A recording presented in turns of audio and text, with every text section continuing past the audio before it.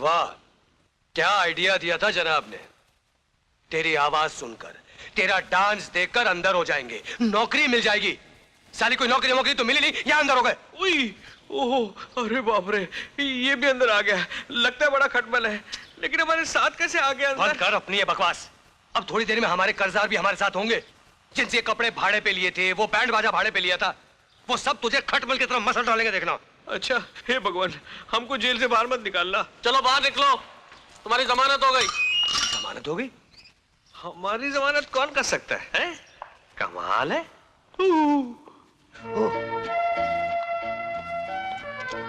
क्या कर रहा? आपने? जी हाँ, कल रात मैंने आपको सड़क पर गाते हुए देखा। जी हाँ, वो ऐसे ही। बहुत अच्छा गाते हैं आप। अच्छा। यार, हम लोग तो नौकरी ढूंढने चले थे, ये तो छोकरी मिल गई। यही छोकरी शायद नौकरी दिला दे। जी? नहीं, नौकरी। नौकरी, नौकरी। आप बेरोजगार हैं? जी। फिर आप किसी होटल में सिंगर की नौकरी क्यों नहीं कर लेते? अरे मेम साहब, इसी नौकरी के चक्कर में वो रोड साइड पर रेड लाइट ग्रीन लाइट का चक्कर चलाया था, लेकिन वो तो ब्लैकआउट हो गया। अब वो चक्कर का चक्कर तो चला नहीं, लेकिन यहाँ का चक्कर लग गया। शायद इस होटल में सिंगर की जगह खाली है। Really? अरे वाह, आप इसी होटल में काम करती हैं? जी, वो नौकरी के लिए कोशिश की होगी, मिली नहीं होगी। देखिए, आप यहाँ साइन कर दीजिए। जमानत का बहुत बहुत शुक्रिया।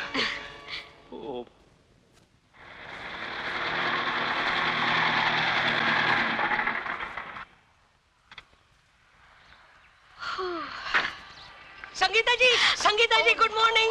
Good morning. देखिए ना, पहले से मैं कितना दुबला हो गया हूँ। पहले मेरी कमर 40 की थी, अब 39 की हो गई है।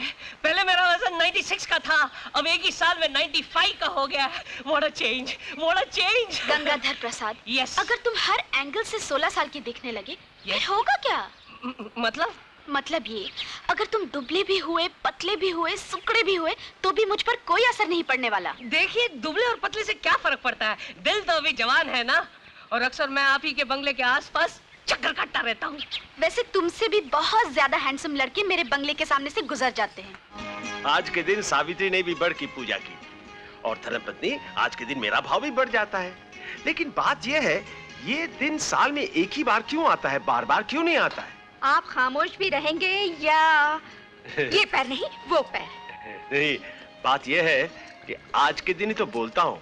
धर्मपत्नी, साल के बाकी 364 दिन तो तुम ही बोलती रहती हो।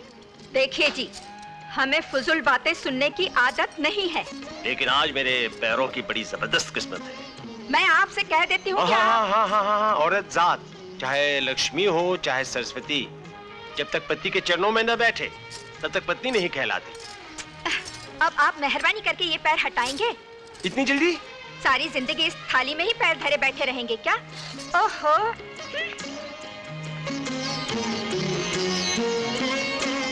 अरे संगीता बेटी, इतनी सुबह तुम कहाँ से आ रही हो?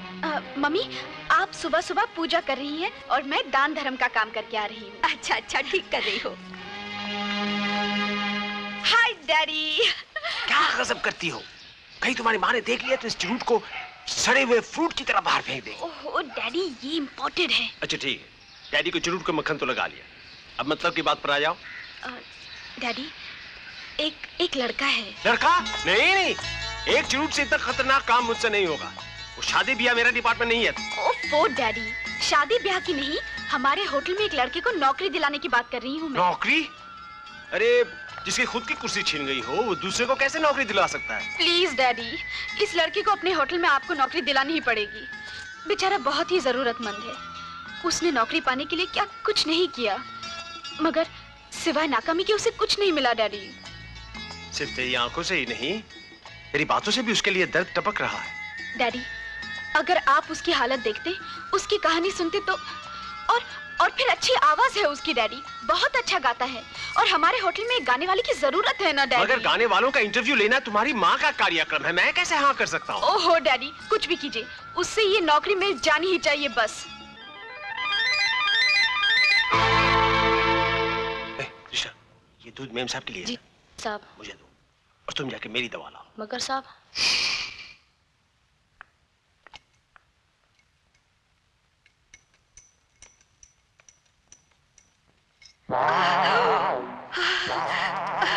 अजय सुनिए, अजय सुनिए, क्या हुआ?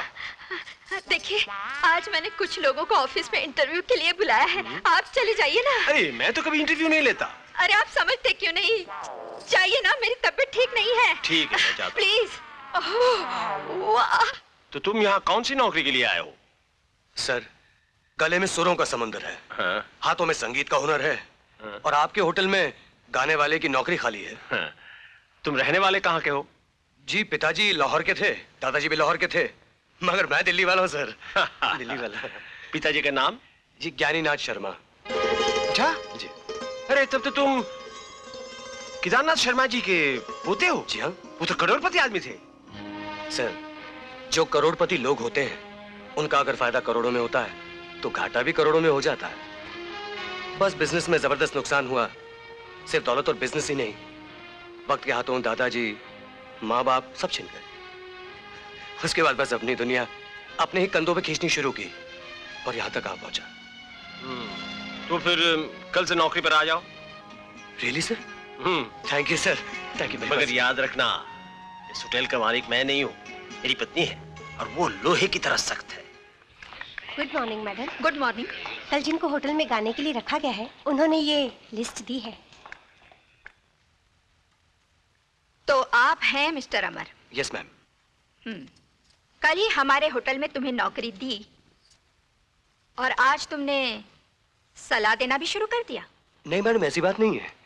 बात यह कि जिस माइक्रोफोन पर मैं गाऊंगा उसके स्पीकर्स बहुत पुराने हो चुके हैं। मिस्टर अमर, हमने ये होटल लोगों के रहने और खाने के लिए बनाया है, उन्हें तानसेन की आवाज में राग सुनाने के लिए नहीं। मगर मैडम, म्यूजिक भी तो आपके होटल का, आपके बिजनेस का हिस्सा है। बिजनेस में क्या करना है क्या नहीं हमें अच्छी तरह मालूम है। आजकल नाच गाना और डिस्को होटलों का फैशन बन गया है, इसीलिए हम मजबूर हैं, वरना म्यूजिक और नाच गाने से हमें सख्त नफरत है। ठीक है मैडम, जैसा आप कहें। Excuse me. यार, इन अमीरों के उसूल भी कमाल के हैं।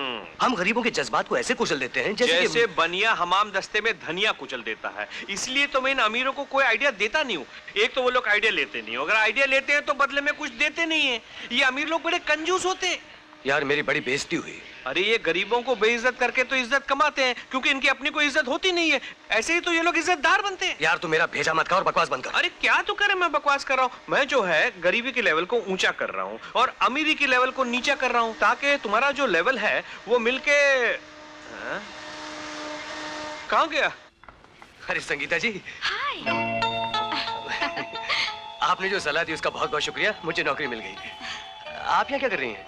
मैं यहाँ केटरिंग का काम संभालती हूँ। कमाल है, गाना गाने का काम नहीं मिला तो खाना पकाने का काम कर लिया है। एक बात बताए संगीता जी, इस होटल की जो मालकिन है ना, अजीब ही किस्म की है। हाँ, बड़ी कंजूस भी है। उन्हें संगीत से कोई लगाव ही नहीं है। हाँ, बड़े बूढ़े कह गए हैं कि जिन लोगों को संगीत और फूलों से लगाव ना हो वो खून भी कर सकते हैं। संगीता, अब देखिए ना, तुम यहाँ क्या कर रही हो? जी ये लोग लेन देन कर रहे हैं, एक दूसरे का शुक्रिया अदा कर रहे हैं। शुक्रिया? किस बात का शुक्रिया? ये सब क्या हो रहा है? बेटी, फॉरेन से कुछ ग्रुप आ रहा है, तुमने खाने पीने का अरेंजमेंट कर दिया है ना? जी मम्मी। ठीक है। Excuse me. ये आपकी मम्मी थी? कैसी बातें कर रहे हो? क्या तुम्हें डैडी दिखाई दे रहे हैं? नहीं, मेरा मतलब इनकी मम्मी थी ना वो। Yes yes. वैसे बहुत अच्छी हैं और साथ में कितनी तरक्की की, क्योंकि बड़ी बड़ी हुकूमतें चला रही हैं। Very good. इनको देखो, इनको देखो, इतनी बड़ी होटल की कैंटीन चला रही है। कैंटीन नहीं, केटरिंग चला रही है। वैसे आपने बहुत बड़ा सरप्राइज दिया हमें। ये बताया तक नहीं कि जहाँ हमें नौकरी दिलाई जा रही है आप उसके मालिक की बेटी हैं। सरप्राइज देना तो हमारी खानदानी आदत है। बहुत अच्छी आदत है। Very good. Very good is hotel बाबा। क्या होटल बाबा? थैंक्स। ये मेरी मम्मी का क्रिएशन है। मम्मी ने अगर सबसे खूबसूरत, अनमोल और जबरदस्त चीज बनाई है तो वो ये होटल है। अच्छा, नमस्ते। नमस्ते। वैसे अगर आपकी मम्मी ने कोई अनमोल, खूबसूरत, जबरदस्त चीज बनाई है तो वो सिर्फ आप हैं।